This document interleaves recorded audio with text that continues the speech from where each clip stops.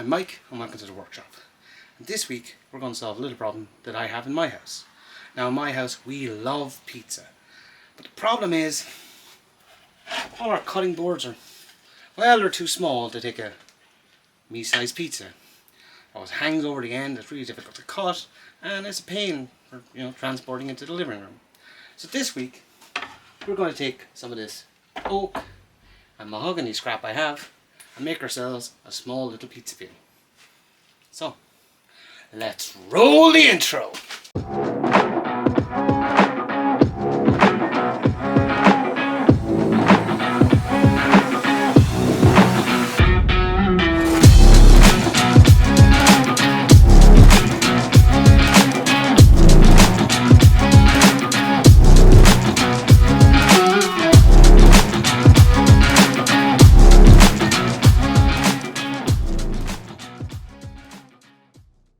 Now, I'm designing this project as a project to use of waste timber. Now obviously, these pieces of oak I have are more than wide enough on their own to make this. But I'm going to work with the leaf that I have. Scraps, they're a couple inches wide.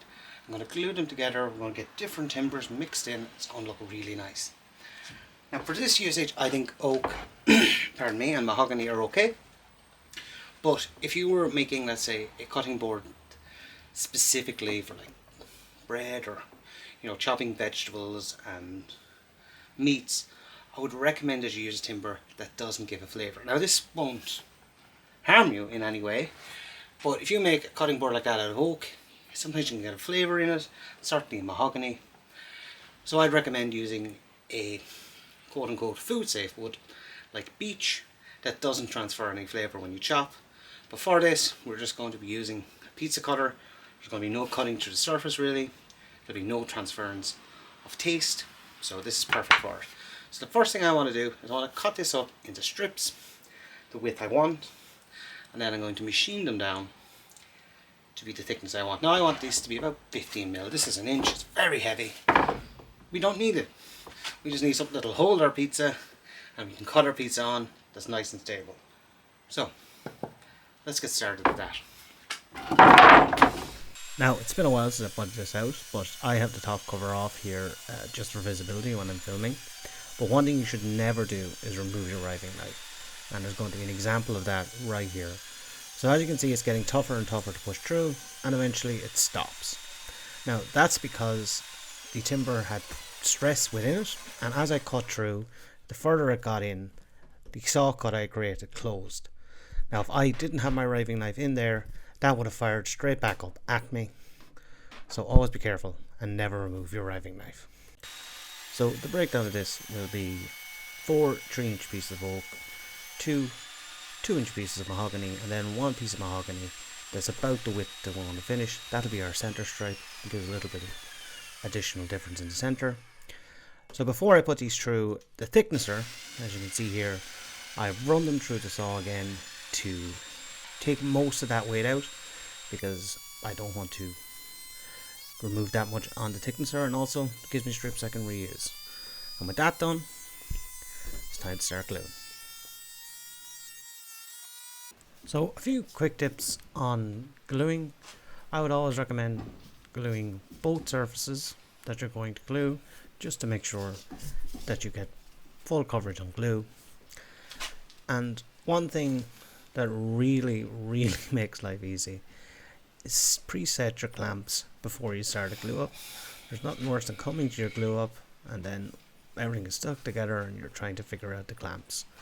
So trust me, you will not regret it. And another thing, as you can see here in this image, I have a piece of scrap timber at the start of my clamps. I'll put another one in at the end as well. These are sacrificial pieces that are allowed to get dented, so you don't dent your finished piece. And also, and I'll show you later on why, make sure that you have something, a piece of tape or some sort of coverage between the metal clamps and the wood. The other thing then is, just from a clamping geometry point of view, you always want to make sure that your clamps cross. So I have 2 here on the bottom And you'll see then I introduce a third one on the top. This just helps keep the panel nice and flat.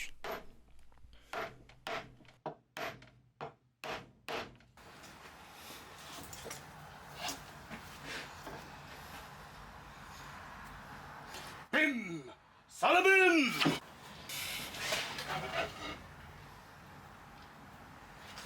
So, magic done. We're out of the clamps. And this is also a good point to explain something to you. So if you watch a lot of my videos, you'll notice that my sash clamps here all have tape on them. The reason for that is that the tape stops the metal touching the wood. Now with metal and the moisture from glue, you will get a reaction from certain timbers, particularly oak. And I'll show you here on the back of this where I forgot to put fresh tape on, and that moisture got in and the tannins in the oak reacted with the metal, and it put this black line here where the clamps were. Now this can go very deep and it could ruin a piece. Now luckily this is on the bottom. I'm going to be planing a bit off to smooth it, so it should be gotten rid of. But it's something to watch out for when you're making stuff. Try to keep the metal and the timber separate when you're gluing, or something like this can happen to you. So to flatten this, I'm going old school. So here I'm working with my smoothing plane across the surface to level it out. And I'm always checking with a ruler that I'm not creating a hollow and that I'm keeping flat and straight along. And I'll work from both sides of this, so the left and the right, and this will create a sort of a crosshatch at a level surface. And then I'll come back with my longer jack plane and plane along that, taking off all those little hillocks, and that will give us a flat surface. Now, why two different planes for two different operations? Well, the smoothing plane has what's known as a camber on this blade, which means that the actual blade is slightly curved at the front, which means that you can take out these scoops. There isn't a sharp edge. And this allows you then to level things roughly, creating those little hills and valleys. And then when you go back over it with your number 5 or your jack plane or your jointing plane, you cut through all of those and end up with a really nice level surface. And you can see that there now I've moved on to the jack plane, and I'm not taking anything really off with this when I'm cutting. For the first couple of cuts, you're really just taking the points of those little hills. And then the finish with the glory shot here of the cabinet scraper or the car scraper, depending upon your own preference. This always gives a beautiful finish. It's better than sanding, but I end up sanding this as well.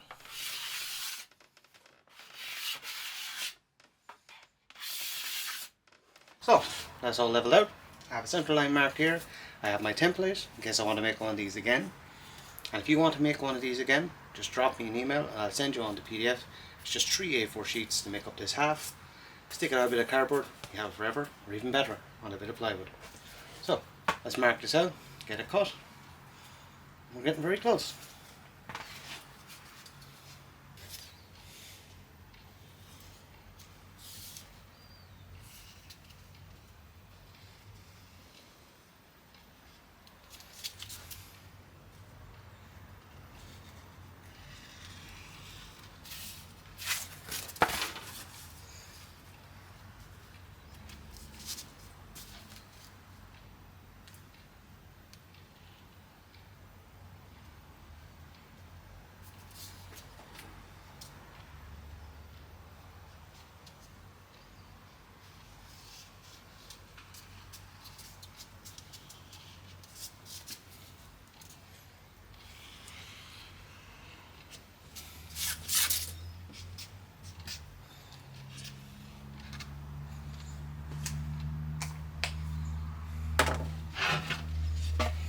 It was only as I was trying to cut these outside corners that I remembered really that I had my rip blade in my bandsaw, so I wasn't going to be able to do a clean cut on the inside.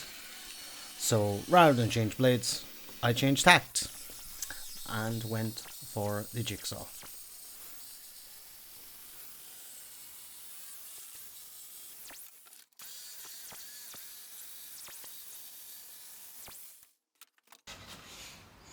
It's a pizza! Now, I'm not going to bore you with showing all the sanding here that I did, but basically I just used my belt sander here to finalize those curves, both interior and exterior, and then hand finished. Now, of course, as I've shown before on the channel, you could just do all this, particularly the interior curves, just using a dowel rod with some sandpaper on it, as I was doing there. It's very effective, but the belt sander was just the quickest option here. And then the final touch, I just put a chamfer on the top and bottom, just to give it a nice finish, just make it look that bit more premium.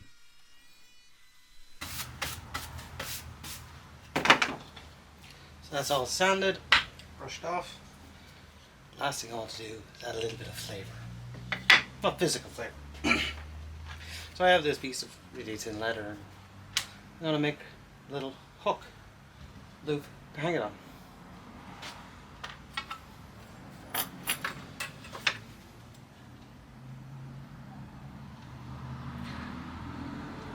I'm not a leather worker. If you are, I apologise for what you're about to see. Everything is probably way wrong.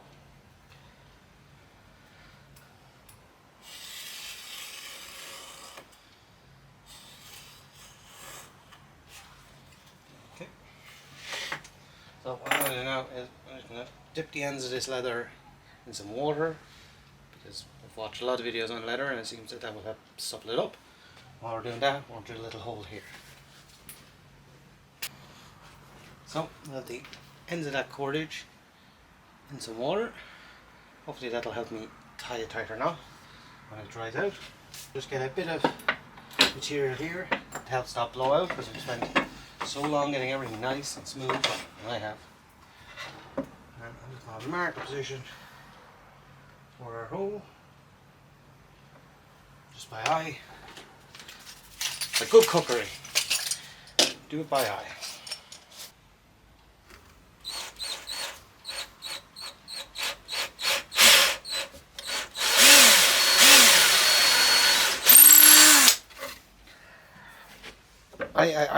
I don't want sponsors, but if fish want to, I love your drill bits. Now we have that done, we're going to fancy up that hole. So I don't get to use this much, because most of the countersinking I do is in chipboard and that kind of stuff. This is a specific countersink for timber, and it's just...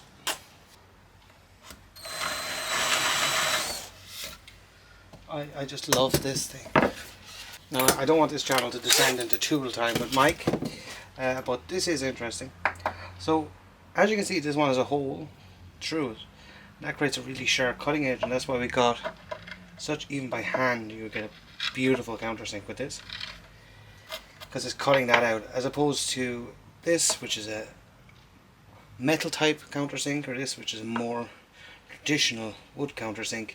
They give a much better, this gives a much better finish because it's slicing, whereas these are kind of chipping away at it. So, just a little tip. If you're going to do a lot of boring into hardwoods that are going to have to countersink, these are relatively expensive. I got this a few years ago, it was 15 quid, but you can see how razor sharp it is and how well it does that job.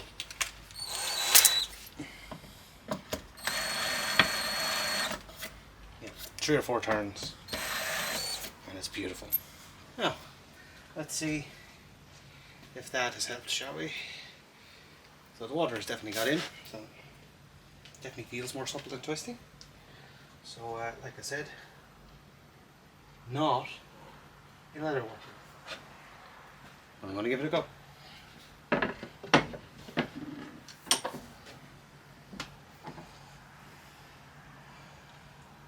just going to say a simple knot here. See if it works.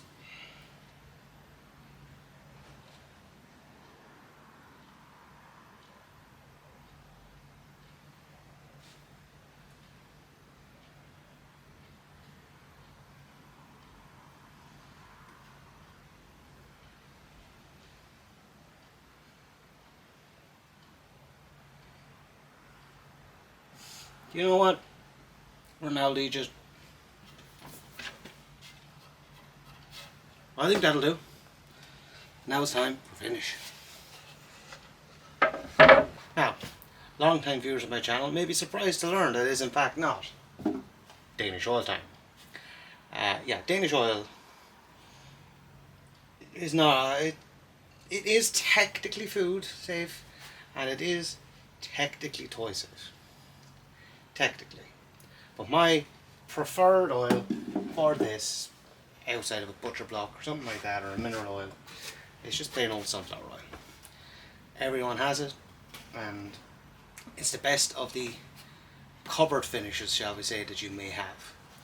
If you use olive oil, although this is for pizzas, might be a big issue, but it tends to give flavour to whatever you're cutting, and vegetable oil eventually does break down and sort of go off. So sunflower oil is a really cheap alternative for this kind of stuff, or for wooden utensils or whatever. So I'm going to rub this in and let's watch the magic happen. And the difference, just before I do this, with using a natural oil is you're going to have to leave it a lot longer.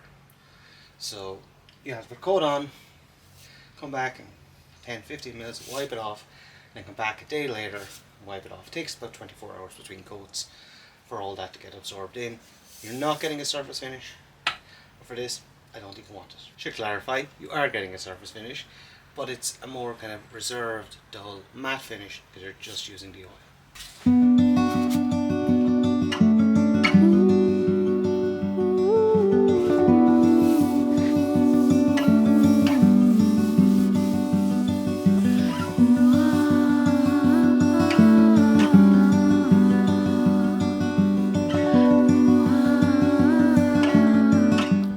Normally I don't say anything at this point, but that right there, that is why I love mixing oak and mahogany. Just look at how they bounce against one another. The depth in the mahogany is just incredible.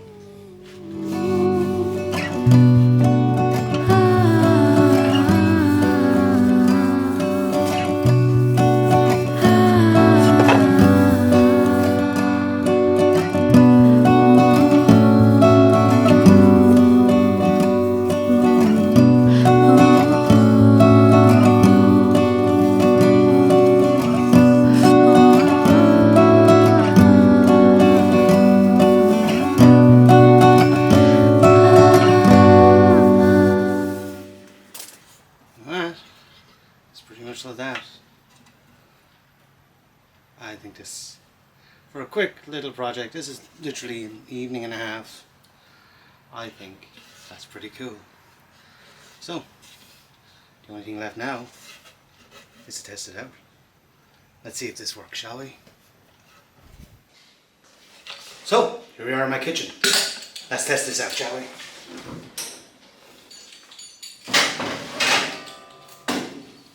Well, that's one success. Let's see if we can cut it.